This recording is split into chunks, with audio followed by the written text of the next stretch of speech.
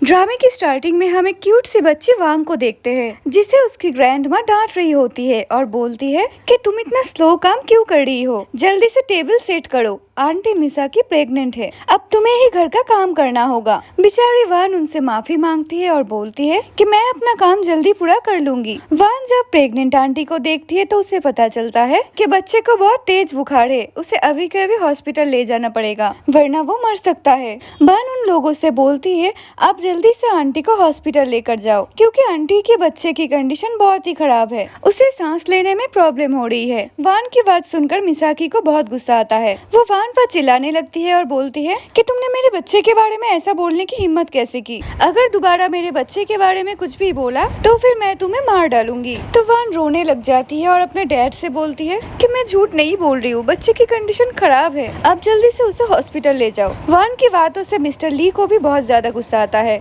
और वो वान से बोलता है तुम अपना मुंह बंद ही रखो, अगर दोबारा मेरे बच्चे के बारे में कुछ भी बोला तो मैं तुम्हें भी तुम्हारी माँ की तरह ऊपर भेज दूंगी। ग्रैंड माँ उससे बोलती है तुम एक इविल हो, तुम्हारे पैदा होते ही तुम्हारी मॉम मर गई, अब तुम मेरे ग्रैंडसन को श्राप देकर मरना चाहती हो, अगर तुमने मेरे ग्रैंडसन को श्राप दिया तो मैं तुम्हें ऊपर से नीचे फेंक दूंगी। लेकिन वन फिर भी बोलने लगती है कि मैंने झूठ नहीं बोला, वो बच्चा सच में बहुत पेन में है, आप आंटी को हॉस्पिटल ले जाओ। जिससे ग्रैंड माँ वन को और भी ज्यादा डांटने लगती है और उसे चुड़ैल बोलती है। थोड़ी ही देर में मिसाकी की कंडीशन खराब होने लगता है और उसके पेट में पेन होना स्टार्ट होता है। मिस्टर ली और ग्रैंड माँ फौरन उसे हॉस्पिटल लेकर जाता है, जहाँ पर डॉक्टर उन्हें बोलती है आपने आने में देर कर दी, इस वजह से हम बच्चे को नहीं बचा पाए। अब वो लोग घर आते हैं और बान से बोलते हैं कि ये सब तुम्हारी ही वजह से हुआ है, तुमने ही मेरे बच्चे को श्राप दिया था, जिसकी वजह से मिसाकी का मिसकैरेज हुआ। और वान को पीटते हुए कहता है अब तुम्हारी वजह से मेरे और मिसाकी का कभी बच्चा नहीं होगा, और वो अपने बेल्ट से बान को बहुत बुरी तरीके से मारने लगता है। इसके बाद हम जोई, जैक और जेसन को देखते हैं, जिससे किसी का कॉल आता है और उन्हें पता चलता है कि उसकी नीज की पता लग चुका है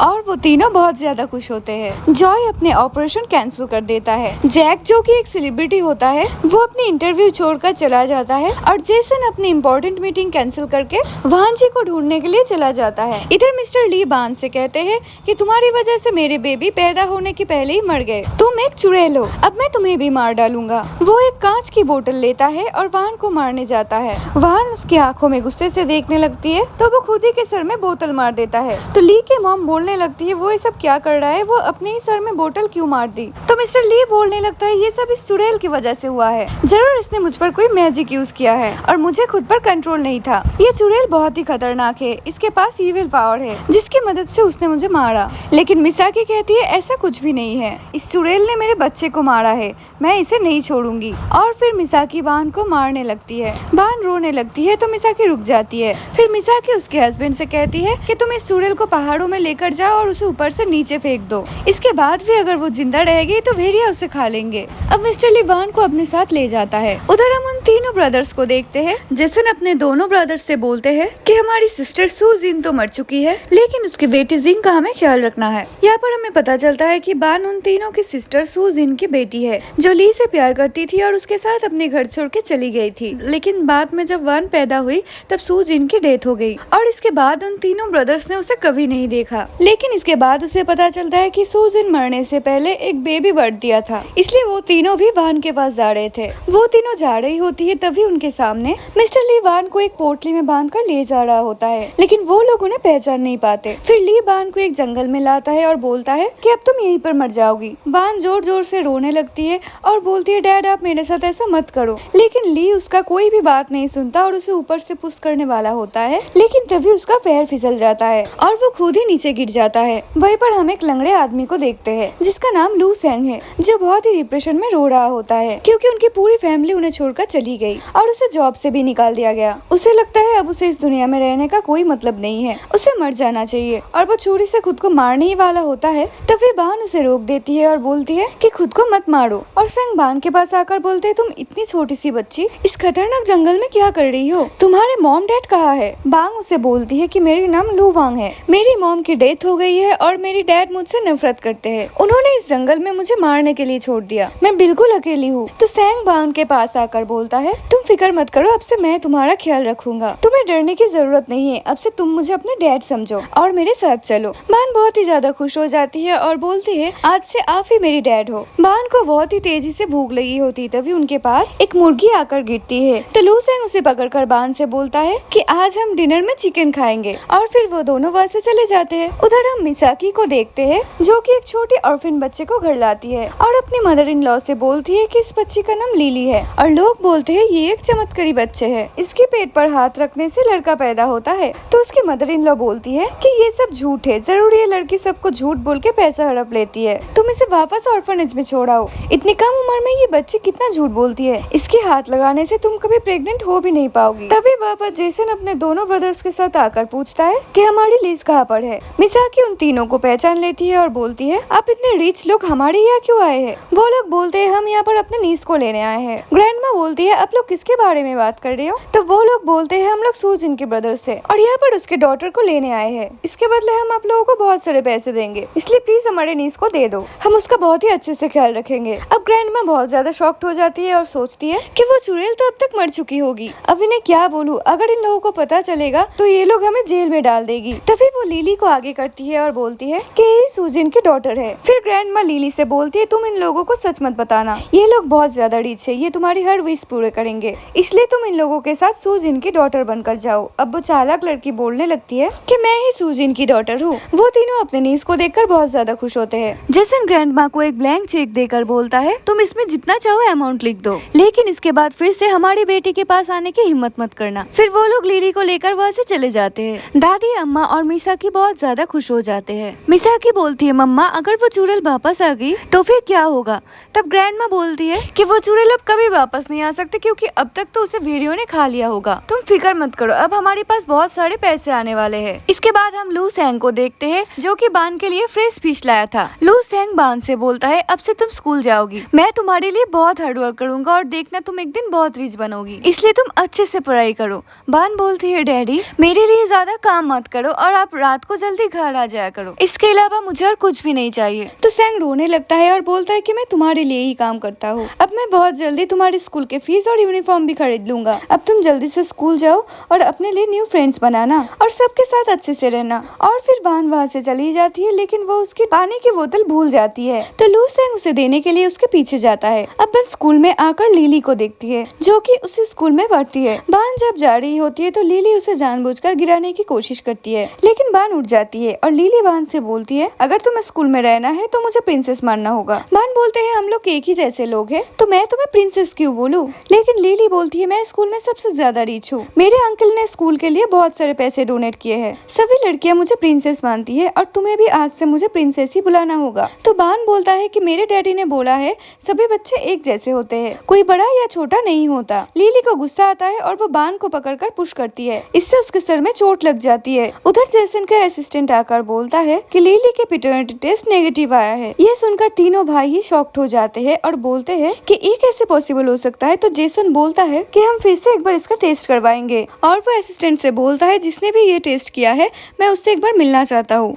तो असिस्टेंट बोलता है, बॉस इस रिपोर्ट में कोई चेंजेस नहीं किया गया, मैं उस डॉक्टर को अच्छे से जानता हूँ, वो गलती नहीं कर सकता, लेकिन मैं फिर से उन्हें एक बार रिपोर्ट बनाने के लिए बोलूंगा। अब वो तीनों तो बहुत ही परेशान हो जाते हैं और सोचते हैं कि हमने गलत लड़की को अपने साथ तो नहीं लाया। जेसन बोलता है, अगर लू फैमिली ने हमसे झूठ बोला है तो मैं उन्हें नहीं छोड़ूंगा। वो असिस्टेंट से बोलता है, फौरन ली फैमिली का पता लगाओ। उधर स्कूल में लिली बान को बुली कर रही होती है, तभी वहाँ पर टीचर आ जाती है और बान टीचर को बोलती है कि लिली ने उसको पुश किया था, जिसकी वजह से उसे चोट लग गई। लेकिन टीचर लिली को कुछ नहीं बोलती, उल्टा बान के ऊपर चिल्लाने लगती है। बान टीचर से बोलती है कि उसने तो कोई गलती नहीं की, उल्टा पनिशमेंट तो लिली को मिलनी चाहिए।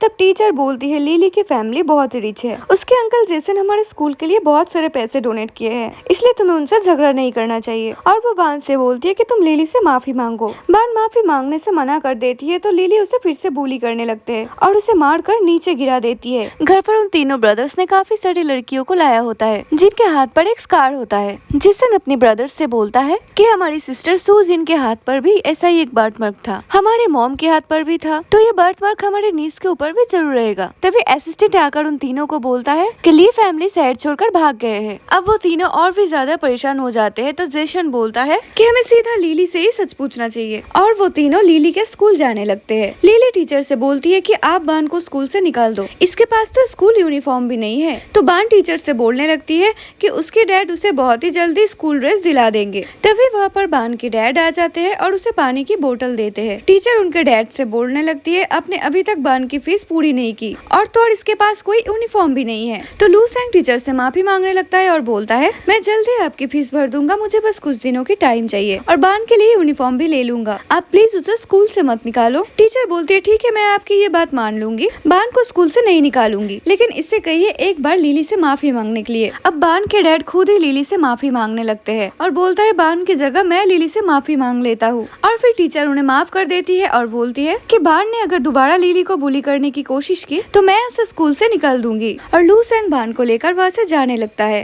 तभी उधर लिली को लेने के लिए जेसन, जॉय और जैक आता है। लिली फौरन उनके पास जाकर बान की शिकायत करने लगते हैं और बोलते है यहाँ पर एक पुअर गर्ल पढ़ती है और मुझे उससे नफरत है, आप उसे स्कूल से निकाल दो। जेसन लिली से बोलता है तुम्हें इस तरह की बातें नहीं करनी चाहिए, वो भी तुम्हारी तरह ही एक बच्ची है, तुम्हें उससे नफरत नहीं करनी चाहिए। तो लिली बोलती है मुझे वो लड़की बिल्कुल भी पसंद नहीं है, उसने मुझे प्रिंसेस कहने से इनकार कर दिया, इसलिए मैं उसे सजा दूंगी। अब उन तीनों को सच में लगता है कि वो उसके नीस नहीं हो सकता, क्योंकि उनके सिस्टर तो बहुत ही ज्यादा अच्छी थी, उसकी डॉटर इतनी बुरी नहीं हो सकती। जैक लिली से बात करने लगता है और उसे पूछने ही वाला होता है, तब जेसन उसे रोक लेता है और बोलता है कि हम इससे सीधे सीधे नहीं पूछ सकते। फिर वो लोग उसे घर ले आते हैं। जेसन लिली से बोलती है मैंने तुम्हारे लिए प्रिंसेस वाली ड्रेस लाई है, तुम इसे ट्राई करो। फिर लिली वहाँ से चली जाती है। जेसन अपने भाइयों से पूछता है कि अब मैं बहुत ही ज्यादा कंफ्यूज हो चुका हूँ कि सूजन का डॉटर है या फिर किसी और की, इसके हाथ पर तो वो बट मार्क भी नहीं है और ये हमेशा बच्चों से लड़ती रहती है। उधर बान के डैड उनके लिए यूनिफॉर्म लेकर आता है और बोलता है अब टीचर तुम्हें नहीं डांटेंगे। बान डैड से बोलती है आपने तो यूनिफॉर्म के लिए बहुत हार्ड वर्क किया है, अब आप अपना ध्यान रखना और ज्यादा कम मत करना। अब वहाँ पर लिली भी आ जाती है और उनके साथ जैक, जेसन और जोए भी आता है। टीचर उन्हें देखकर फौरन उनके आगे आगे फेरने लगते हैं। जैक जब बान को देखता है तो उसे उसकी सिस्टर सूजन की बात याद आ जाते हैं और वो जॉय से बोलता है ये लड़की बिल्कुल सूजन की तरह दिखता है, जब सूजन छोटी थी तब वो ऐसे ही दिखती थी। जॉय बोलता है ऐसा कैसे हो सकता है, ये लड़की किसी और का है, वो हमारी नीस नहीं हो सकती। जेसन टीचर से बोलती है आप लिली की बहुत ही अच्छे से ध्यान रखो, अगर कुछ चाहिए तो मुझे बता देना, मैं दे दूंगी। टीचर जेसन से बोलती है आपने हमारे स्कूल के लिए पहले काफी कुछ कर चुके हैं, और वो उन्हें थैंक्स करती है। बान जब उनके डैड के साथ क्लास में आते हैं तो क्लास में सभी लोग उनके मजाक उड़ाते रहते हैं कि ये पुअर गर्ल हमारे साथ क्यों है। और जब लिली आते हैं तो सभी बच्चे बोलती है कि लिली कितनी ज्यादा क्यूट है और उसे प्रिंसेस बुलाने लगते हैं। लिली अंदर आती है और बोलती है कि मेरा नेकलेस चोरी हुआ है, और वो अपने फ्रेंड्स को आंख मारती है और बोलती है कि किसी ने मेरा नेकलेस चुराया है। और वो सभी मिलकर बान के नाम लेने लगती है और उसे तलाशी करने लगती है। एक लड़की बान की यूनिफॉर्म फाड़ देती है और उनके अंदर से नेकलेस निकाल लेती है और बोलती है कि इसे बान नहीं चुराया था। बान के डैड लिली से माफी मांगने लगते हैं और बोलते हैं कि मेरी बेटी कभी चोरी नहीं कर सकती, जरूर किसी ने उसके जेब में इसे रखा होगा। लेकिन लिली बोलती है ऐसा कोई नहीं कर सकता, इसे बान नहीं चुराया है। तो बान बोलती है मैंने ये नहीं चुराया है। लेकिन लिली बोलती है नहीं, ये तुमने ही चुराया है, और अब मैं ये बात टीचर को बता दूंगी और वो तुम्हें स्कूल से निकाल देंगे। बान के डैड लिली से बोलता है तुम ये सब टीचर को मत बताओ, वांग की तरफ से मैं तुमसे माफी मांगता हूँ। तो लिली बोलती है अगर तुम चाहती हो कि मैं ये बात टीचर को ना बताऊं तो तुम्हें मेरे लिए घोड़ा बनना होगा। बान के डैड लिली की बात मान जाता है। फिर लिली उनके पीठ पर बैठकर पूरे क्लास की चक्कर लगाती है। ये देखकर वान को बहुत ही बुरा लगता है और वो रोने लगती है और बाकी बच्चे उसका मजाक उड़ाते हैं। वान के डैड लिली से बोलता है अब तुम वान को माफ कर दो, लेकिन लिली बोलती है मैं इतनी आसानी से उन्हें नहीं छोड़ने वाली। फिर वो लोग वान को मरने लगते हैं और उसके हाथ पर चेयर रख देते हैं। तभी वहाँ पर जेसन, जॉय और जैक आता है। वो आकर बोलता है तुम लोग ये सब क्या कर रहे हो। लिली बोलती है वान ने मेरा नेकलेस चुराया था, वो एक चोर है। सभी बच्चे लिली की साइड लेते हैं और बोलते हैं कि वान एक चोर है, इसे हमारे साथ मत रखो। लेकिन वान मना करती है और बोलती है मैंने कोई चोरी नहीं किया, ये लोग झूठ बोल रहे हैं। जैक टीचर से कहते हैं तुम्हारे स्कूल में बच्चे चोरी कर रहे हैं, तुम्हें उसे डिसिप्लिन सिखाना होगा। टीचर बोलती है कि वान यहाँ पर नहीं है और वो बहुत ही पुअर फैमिली से है, इसलिए कभी कभी ऐसी हरकत कर लेती है। जेसन टीचर से बोलता है ऐसे बच्चे को स्कूल से निकाल दो। इसकी वजह से बाकी बच्चे भी चोरी करना सीख जाएंगे। बान के डैड उन लोगों से माफी मांगते हैं और बोलते हैं कि बान को स्कूल से ना निकाले। बन रोने लगती है और डैड से बोलती है कि मुझे स्कूल में नहीं पढ़ना, आप इन लोगों के सामने हाथ मत जोड़ो। तभी जैक उसके हाथों पर बर्थ मार्क देखता है और उसके पास जाता है और बोलता है यही हमारा नीस है। लिली बोलती है ये एक चोर है, आप इससे दूर रहो। बान बोलती है मैंने कोई चोरी नहीं की, आप लोग मेरी ट्रस्ट क्यों नहीं करते, ये सब लिली ने मुझे फंसाने के लिए किया है। जेसन बच्चों से पूछता है क्या सच में बान ने चोरी की है। वो बच्चे लिली का साथ देते हैं और बोलते हैं कि बान ने ही चोरी किया है, लेकिन जेसन उसे डराता है और बोलता है अगर उन्होंने झूठ बोला तो वो उन्हें पनिशमेंट देगा। अब बच्चे डर जाते और सभी सच बता देते कि लिली ने ही ये सब किया है। अब जेसन को बहुत गुस्सा आता है, वो लिली को डांटने लगता है। तभी असिस्टेंट आकर बोलता है कि लिली सूचन की बायोलॉजिकल डॉटर नहीं है, ली फैमिली ने उनको धोखा दिया है। ये एक अनाथ लड़की है जिससे मिसाकी अनाथ आश्रम से लाई थी। अब उन तीनों भाइयों को बहुत ज्यादा गुस्सा आता है और वो लिली से पूछता है कि क्या ये सच है वो एक अनाथ आश्रम में रहती थी। लिली पहले तो मना कर देती है लेकिन बाद में वो सच एक्सेप्ट कर लेती है। तो वो लोग लिली को फिर से उस अनाथ आश्रम में छोड़ने की डिसीजन लेती है। जैक बान के पास आता है और बोलता है मैं तुम्हारा अंकल हूँ, अब तुम्हें डरने की जरूरत नहीं है। बान को चक्कर आने लगती है और फिर वो बेहोश हो जाती है। वो तीनों उसे उठाकर घर ले जाते हैं। जब बान को होश आता है तो जेसन, जैक और जॉय उसके सामने मास्क पहन कर आता है ताकि वो उसे हंसा सके। फिर वो तीनों बान को अपने अपनी गिफ्ट दिखाते हैं और बोलता है अब से तुम्हें किसी भी चीज की टेंशन लेने की जरूरत नहीं है, तुम्हारे अंकल तुम्हें वो सब ला कर देंगे जो तुम्हें चाहिए। तो बान बोलती है मुझे एक बार मेरे डैडी से मिलना है। जेसन बोलता है वो अंकल तुम्हारे डैडी नहीं है। तो बान बोलती है मैं ये बात जानती हूँ लेकिन उन्होंने मेरा बहुत ज्यादा ख्याल रखे है, वो हमेशा मेरे डैडी रहेंगे, वो बहुत अच्छा है। तो जेसन बान से बोलता है कि हमने तुम्हारे डैड के पैरों का ऑपरेशन करवा दिया है और उन्हें एक बहुत ही आलीशान घर और पैसे दिए हैं तुम्हारी हेल्प के बदले, इसलिए तुम उनके बारे में मत सोचो। लेकिन बान फिर भी बोलता है मुझे उनसे मिलना है, मैं उन्हें कभी भूल नहीं पाऊंगी। तो जेसन बोलता है हाँ तुम जब चाहो उसे मिल सकते हो, कोई प्रॉब्लम नहीं है। फिर जेसन असिस्टेंट से बोलता है कि जल्दी से ली फैमिली को ढूंढो और उन्हें पुलिस के हवाले कर दो। वान अपने डैडी से मिलती है। लू सैंग बान को बोलता है मैं तुम्हारे लिए बहुत ही ज्यादा खुश हूँ क्योंकि तुम्हें अपनी फैमिली मिल गई, तुम्हारे अंकल तुम्हारे बहुत ही अच्छे से ख्याल रखेगी और तुम उनके साथ बहुत ही खुश रहोगी, वो लोग बहुत ज्यादा रिच है। तो बान बोलती है मैं आपको कभी नहीं भूल पाऊंगी और आप हमेशा मेरी डैडी रहोगे, मैं हर महीने आपसे मिलने आऊंगी। तो लू सैंग बोलता है हाँ तुम भी हमेशा मेरी डॉटर रहोगी, मैं भी तुम्हें कभी नहीं भूल सकता क्योंकि तुम मेरे लिए गोल्डन स्टार हो। वहीं पर हम लिली को देखते हैं जिसे एक रिच पर्सन अडॉप्ट कर लेता है और वो बान को देखकर बोलती है तुम्हारी वजह से मुझे रिच फैमिली में रहने का मौका नहीं मिला, मैं कभी तुम्हें माफ नहीं करूंगी। फिर लिली अपने नए डैड किम के साथ उसके घर आते हैं। मिस्टर किम लिली से बोलता है आज से ये घर तुम्हारा है और मैं तुम्हारा डैडी हूँ और इस घर में हमारे अलावा कोई भी नहीं रहता। मिस्टर किम लिली से बोलता है जाओ तुम रेस्ट करो, फिर हम तुम्हारे लिए अच्छे से ड्रेस खरीदने जाएंगे। जेसन बान को अपना कार्ड देता है और असिस्टेंट से बोलता है कि इसके लिए अच्छा सा ड्रेस खरीदो। अब बान एक मॉल में आती है जहाँ पर मैनेजर बान को एक वेगर समझकर बोलती है कि तुम यहाँ पर नहीं आ सकती,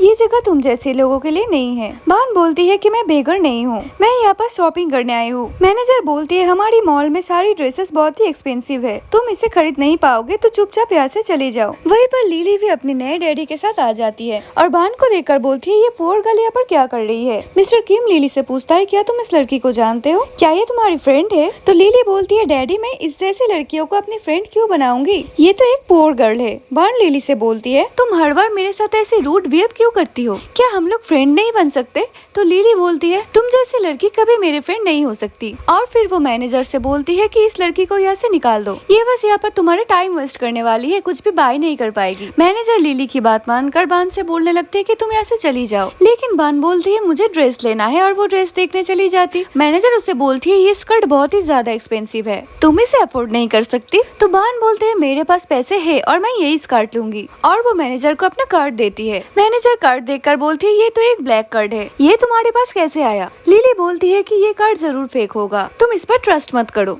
बान बोलती है ये कार्ड मेरे अंकल की है और ये फेक नहीं हो सकता। मैनेजर कार्ड को चेक करती है तो उनमें पूरी 1 बिलियन रुपए रहते हैं। ये देखकर मैनेजर शॉक्ड हो जाती है, लेकिन लिली बोलती है कि ये कार्ड फेक होगा, नहीं तो इसने किसी से चुराया होगा। बान लिली से पूछती है कि तुम्हें मुझसे क्या प्रॉब्लम है, तुम अपने काम से काम क्यों नहीं रखती। बान एक स्कर्ट लेती है, तभी लिली उनकी डैड से कहती है कि मुझे भी यही स्कर्ट चाहिए और उन दोनों में फाइट शुरू हो जाती है। मैनेजर बोलती है ये स्कर्ट बहुत ही एक्सपेंसिव है और ये एक ही है, मैं तुम दोनों में से एक को ही ये दे सकती हूँ।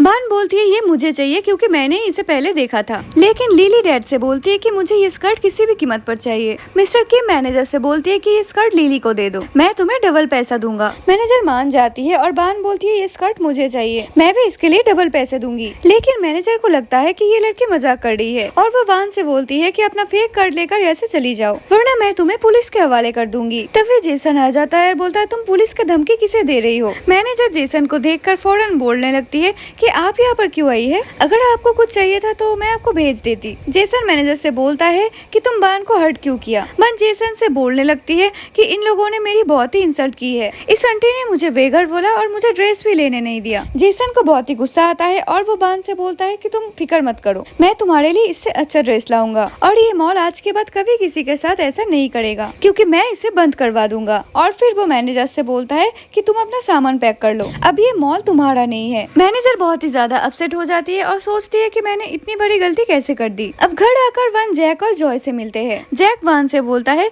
कि कल तुम मेरे साथ घूमने चलोगे, तो जॉय बोलते हैं नहीं कल का दिन मेरा है, तुम उसके साथ बाद में जाना। तो जैक वान से बोलता है तुम्हें डिसाइड करो कि कल तुम्हें किसके साथ जाना है। तो बान बोलती है कल मैं किसी के साथ नहीं जाऊंगी क्योंकि कल मेरा स्कूल है। अब अगले दिन वो तीनों वान को स्कूल छोड़ने आते हैं। जेसन बान से बोलता है तुम्हें स्कूल के लिए जो भी चाहिए होगा तुम मुझे बता देना, मैं वो सब तुम्हारे लिए लेकर आऊंगा। अब जैक बोलता है अगर तुम्हें स्कूल में किसी ने bully किया तो तुम मुझे बोलना, मैं उसे नहीं छोड़ूंगा। और जॉय भी बान से बोलता है कि तुम स्कूल में फुल एंजॉय करना लेकिन कभी किसी को हर्ट मत करना। इसके बाद बान उन्हें बाय बोलकर चली जाती है। स्कूल में आते ही बच्चे फिर से बान को परेशान करने लगते हैं, बोलते हैं कि तुम बहुत ही बुरी हो, तुमने लिली की जगह ली, और बोलते हैं तुम उसके फैमिली के साथ रह रहे हो। वो लोग बान को पकड़कर मारने लगते हैं। लेकिन तभी वहाँ पर टीचर आती है और बान से कहती है तुम इन लोगों से फाइट मत करो। लिली टीचर से बोलती है बान ने पहले फाइट स्टार्ट की थी, आप इससे पनिशमेंट दो। टीचर बान से बोलती है कि तुम लिली के साथ फाइट मत करो, इसके अंकल ने स्कूल के लिए बहुत पैसे दिए हैं। बान टीचर से कहती है आप उनके साथ क्यों देते हो, वो एक बुरी लड़की है। तो टीचर कहती है तुम अपनी पढ़ाई पर फोकस करो। फिर टीचर उन्हें पढ़ाना स्टार्ट करती है और उसे पियानो क्लास देती है। लिली सबके सामने अपनी स्किल दिखाती है और बहुत अच्छा पियानो बजाती है। सभी उसका तारीफ करने लगते हैं।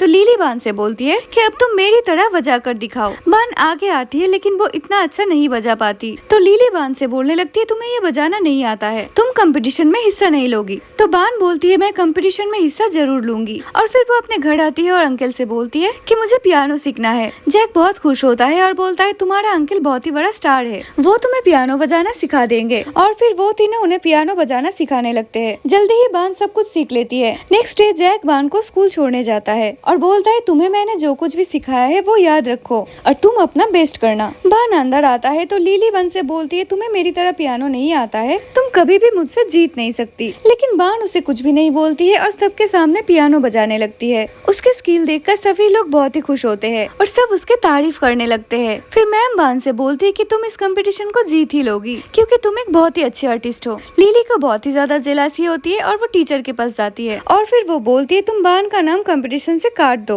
वरना मैं ये कंपटीशन जीत नहीं पाऊंगी। टीचर लिली से बोलती है तुम फिक्र मत करो, तुम्हारे अंकल ने मेरे स्कूल को बहुत ही पैसे दिए है, अब मैं तुम्हारी हेल्प जरूर करूंगी। टीचर को अभी भी लगता है कि लिली जेसन की फैमिली से ही है, इसलिए वो उसकी हेल्प करती है। घर पर बान अंकल से बोलती है कि कल मेरा कंपटीशन है और कल अब सबको आना होगा। वो बहुत खुश होते हैं और बोलते हैं हम जरूर आएंगे। नेक्स्ट डे टीचर बान को एक सीक्रेट रूम में बिठाती है और उन्हें एक पियानो देकर बोलती है तुम यही से बजाना शुरू करो। बान पियानो बजाने लगती है तो स्टेज पर लिली सिर्फ हाथ हिला रहा होता है। सबको लगता है कि लिली ही पियानो बजा रही है तो सब लोग उनकी तारीफ करने लगते हैं। बान को समझ आ जाती है कि टीचर ने लिली के साथ मिलकर उसे धोखा दिया है और वो रोते रोते चिल्लाने लगते हैं तो टीचर उनके मुंह बंद कर देती है। प्रिंसिपल लिली को फर्स्ट प्राइज देने वाले होते हैं कि वहाँ पर जेसन अपने भाइयों के साथ आ जाता है और बोलता है कि बान कहाँ पर है। प्रिंसिपल जेसन को कांग्रेचुलेशन करने लगती है और बोलती है कि लिली ने बहुत ही अच्छे पियानो बजाए हैं। तो जेसन बोलता है मुझे इससे कोई मतलब नहीं है और पूछता है कि बान कहाँ पर है। फिर बान वहाँ पर आती है और बोलती है ये पियानो मैंने बजाई है। टीचर और लिली मिलकर सबको धोखा दे रहे हैं। जेसन को ये सब सुनकर बहुत ही ज्यादा गुस्सा आता है और वो टीचर से बोलता है कि तुम एक बच्चे के साथ ऐसा कैसे कर सकते हो। टीचर माफी मांगती है और बोलती है मुझे लगा लिली आपकी भांजी है इसलिए मैंने उनकी हेल्प की। जेसन को और भी ज्यादा गुस्सा आता है और वो बोलता है चाहे वो कोई भी बच्चा हो लेकिन आपको टीचर होकर ऐसा काम नहीं करना चाहिए था और वो उसे जॉब से फायर कर देता है। उसके बाद वो लोग बान को घर लेकर आते हैं। जेसन बान से बोलता है हमारे पास तुम्हारे लिए एक बहुत ही बड़ा सरप्राइज है जिसे देखने के बाद तुम बहुत ही ज्यादा खुश हो जाओगी। इसके बाद हम जेसन की वाइफ वेवे को देखते हैं। अपनी बेटी सुसु को लेकर जेसन की घर आती है। सुसु मॉम से बोलती है है कि मुझे डैड के साथ ही रहना है। तो वे भी कहता है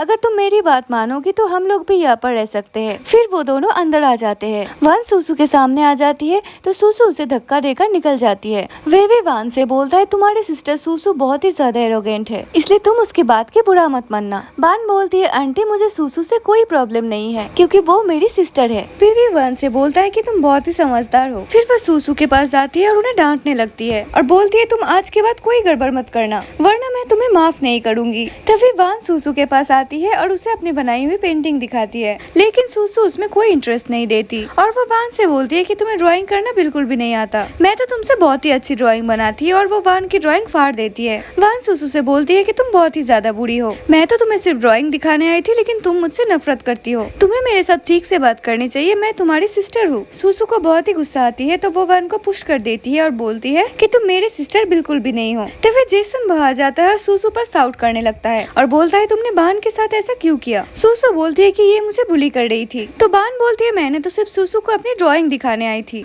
और उसने मुझसे बदतमीजी की। वी भी जेसन से कहती है कि इसमें सुसु की कोई गलती नहीं है, वो वान को लाइक नहीं करती है और वो बार बार सुसु के पास आ रही है, इसलिए सुसु को गुस्सा आ गया। जेसन बेबी से बोलता है कि तुम्हें सुसु की परवरिश ठीक से करना चाहिए थी क्योंकि वो बहुत ही एरोगेंट बन चुका है, उसने जानबूझकर बान को पुश कर दिया, इससे तो उसे चोट भी लग सकती थी और तुम सुसु की ही साइड ले रही हो। जेसन सुसु से बोलता है कि वो बान से माफी मांगे, लेकिन सुसु माफी नहीं मांगते। तो जेसन सुसु से बोलता है अगर तुमने बान से माफी नहीं मांगी तो तुम यहाँ पर नहीं रह सकती। वे भी जेसन से बोलता है कि तुम ये सब क्या बोल रहे हो, इतनी छोटी सी गलती के लिए अपनी बेटी से ऐसे बात कैसे कर सकती हो। जेसन वे भी पर ही गुस्सा करने लगता है और बोलता है कि ये सब तुम्हारी वजह से हुआ है, तुमने ही सुसु को ऐसा बनाया है। वे भी जेसन से बोलती है कि सुसु तुम्हारी भी बेटी है। जेसन बोलता है तुमने मुझे ड्रग्स देकर मेरे साथ नाइट स्पेंड की थी जिसकी वजह से सुसु का बर्थ हुआ, इसलिए तुम मुझे मत पूछो कि मुझे क्या करना चाहिए, तुम्हारी वजह से ही सुसु किसी से ठीक से बात तक नहीं करती। मैं सुसु से प्यार करता हूँ इसलिए तुमसे शादी की थी, लेकिन अगर सुसु ने बान को हर्ट किया तो मैं उसे माफ नहीं करूंगा,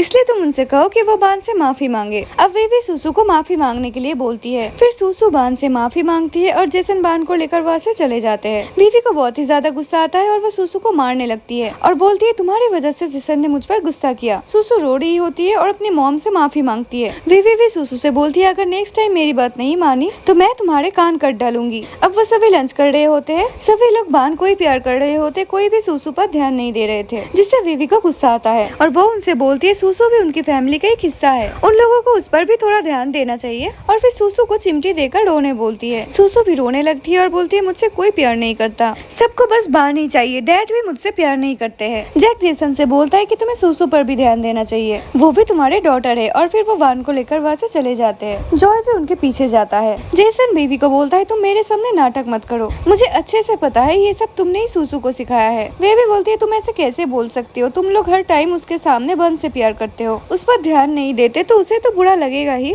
जेसन बोलता है बन कई सालों के बाद हमारे पास आई है और इसीलिए हम उस पर ज्यादा ध्यान दे रहे हैं, लेकिन इसका मतलब ये नहीं कि हमें सुसु से नफरत है, हम उससे भी प्यार करते हैं। बाद में वे भी सुसु के लिए ड्रेस देख रही होती है, उसे एक बहुत ही अच्छा ड्रेस पसंद आती है तो वो सुसु को दिखाती है। तभी उधर जेसन आ जाता है और बोलता है मैंने ये ड्रेस ऑलरेडी बन के लिए देख रखा है, तुम सुसु के लिए कोई और ड्रेस देख लो। सुसु बोलती है कि मुझे यही ड्रेस चाहिए, तो जेसन उससे बोलता है तुम कोई और ड्रेस देख लेना। और वो सर्वेंट से बोलता है कि ये ड्रेस बान का है इसलिए इसे बान को ही देना। फिर जेसन वहाँ से चला जाता है। वे भी सर्वेंट को पैसा देते हैं और बोलते हैं कि ये ड्रेस सुसु के लिए ही चाहिए। वो उसके पास से ड्रेस ले लेती है और सुसु को दे देती है और फिर वो दूसरी सर्वेंट को भी पैसा देती है और बोलती है कि ये वाला जो सबसे सस्ता ड्रेस है वो उसे बान को देने को बोलता है। वो सर्वेंट बान के पास आती है और उसे उस गंदा ड्रेस दे देती है। फंक्शन में सभी बच्चे सुसु की ड्रेस की तारीफ करने लगते हैं। तभी वहाँ पर बान भी आ जाते हैं और बच्चे उसकी ड्रेस देखकर मजाक उड़ाने लगते हैं। बान उस पर ध्यान नहीं देती तो सुसु उन सबको लेकर बान के पास आती है, उसको इंसल्ट करते हुए कहता है इसने एक बेगर की ड्रेस पहना है। बान उन लोगों से बोलती है इस ड्रेस को मेरे अंकल ने मेरे लिए चूज किया है, ये ड्रेस तुम्हारी ड्रेस से कई गुना अच्छा है। उन दोनों में फाइट होती है और सुसु बान पर केक फेंक देती है। बान भी गुस्से में उस पर केक फेंक कर मारती है। तभी उधर जेसन जो है और जैक आ जाता है। वे भी सुसु के पास आती है और पूछते है क्या हुआ। सुसु बोलती है बान ने जानबूझकर मुझ पर केक फेंका है।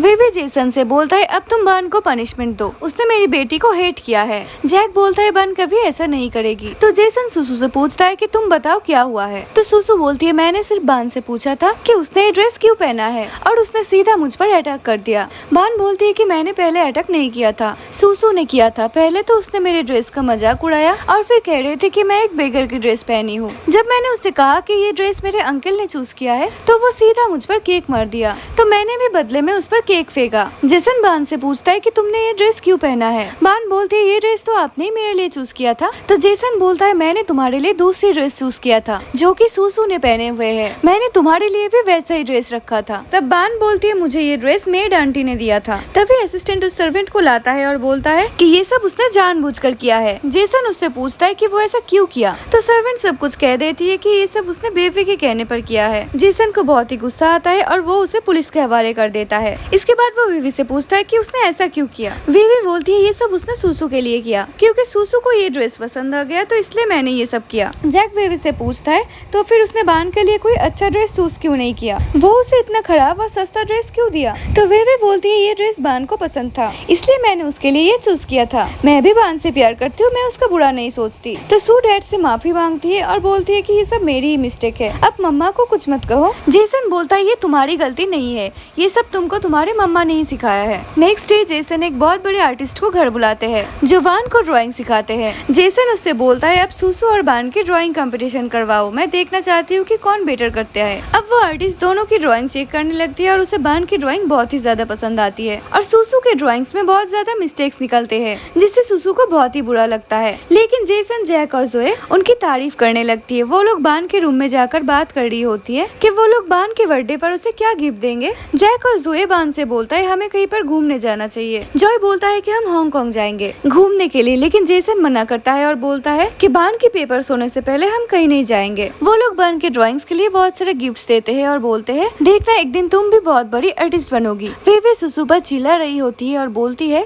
तुमने इतनी खराब ड्राइंग बनाई जिसकी वजह से सब लोग बान की तारीफ करने लग गई। सुसु रोने लगती है तो वे भी उसे और मारते हुए बोलता है कि अगर तुमने ये बात तुम्हारे डैड को बताई तो मैं तुम्हें मार डालूंगी। सुसु बोलती है कि वो किसी को कुछ नहीं बताएगी। नेक्स्ट डे उन लोगों का फिर से कंपटीशन होता है। इस पर सुसु भी बहुत अच्छी ड्राइंग बनाती है, लेकिन आर्टिस्ट उसके ड्राइंग में गलती निकालता है और बोलता है कि बान की ड्राइंग तुमसे बेटर है और फिर वो फिर से बान को ही 1 नंबर देता है। इसे देखकर वीवी को बहुत ही ज्यादा गुस्सा आता है और वो सुसु को घूरने लगती है। सुसु समझ जाती है कि मामा आज भी उसे मारेगी और वो रोने लगती है और वो जेसन से बोलती है कि मैं अगली बार पूरी कोशिश करूंगी, बस इस बार मुझे फर्स्ट प्राइज दे दो। जेसन समझ जाता है कि वीवी सुसु को टॉर्चर करती है और सुसु से पूछता है क्या मम्मा ने तुम्हें मारा था, तो सुसु सच बोल देती है कि वो हमेशा मुझे मारती है। तो जेसन सुसु से पूछता है कि तुम्हें मॉम और डैड में से किसके साथ रहना है, तो सुसु बोलती है कि मुझे डैड के साथ रहना है, मॉम हमेशा मुझे मारती है।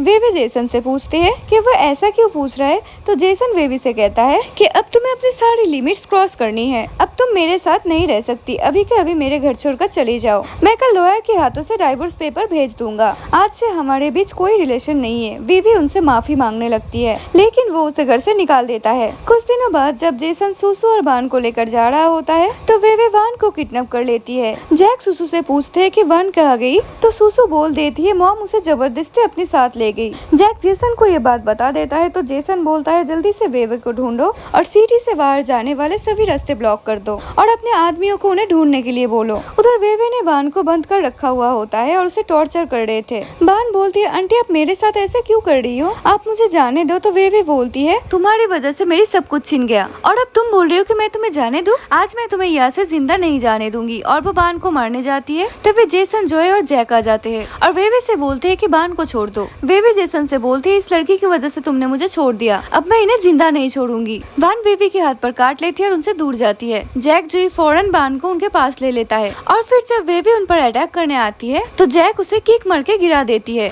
और इसके बाद उनके आदमियों से बोलकर उसे जेल भेज देता है। इसके बाद वो तीनों बान को बचा लेते हैं। बान उन तीनों से बोलती है आप लोगों के होते हुए मुझे कुछ भी नहीं होगा। जेसन बान से बोलता है कि हम कभी तुम्हें हमसे दूर नहीं करेंगे, हमेशा तुम्हारी ही हिफाजत करेंगे। बान बहुत ज्यादा खुश हो